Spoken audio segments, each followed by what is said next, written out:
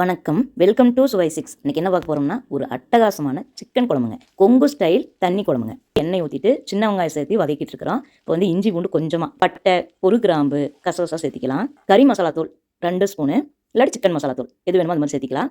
அதுக்கப்புறம் நானே அரைச்ச கறி மசாலா தூள் 2 ஸ்பூன், மஞ்சத்தூள் கொஞ்சமாக, குழம்பு மிளகாய் தூள் ஒரு 2 ஸ்பூன். இப்போ வந்து கரம் மசாலா கொஞ்சமாக சேர்த்துக்கலாம். தேங்காய் ஒரு 1/4 மூடின்னு வச்சுக்கலாங்க. அந்த அளவுக்கு சேர்த்துனா போதும். தேங்காய் சேர்த்தாம இருந்தால் கூட நல்லா தான் இருக்குங்க. இந்த குழம்பு ரொம்ப ரொம்ப டேஸ்ட்டாக இருக்குங்க. பிராய்லர் கோழியில் செய்கிறோம். மசாலா அரைச்சி எடுத்துக்கிட்டோம், வதக்கி ஆற வச்சு அரைச்சிட்டு வந்தாச்சு. அதை வந்து கொஞ்சமாக தண்ணி கலந்து எடுத்துருக்கிறேன். இப்போ வந்து உப்பு சேர்த்துக்கிறோம். அதாவது குழம்புக்கு தேவையான உப்பு எல்லாம் சேர்த்திட்டு அந்த கறிக்கோட ஊற்றிக்கலாங்க. என்னென்ன அடுப்பு பற்ற வைக்கல, இந்த மசாலாவெல்லாம் கலந்துட்டு அதுக்கப்புறமா பற்ற வைப்பேன். விசில் வந்து ஒரு 4 விசில் விட்டுக்கலாங்க. நாட்டுக்கோழினா 6 விசில் விடணும். நாட்டுக்கோழிக்கு இதே மெத்தட் நீங்கள் செய்யலாம், ரொம்ப அருமையாக இருக்கும்.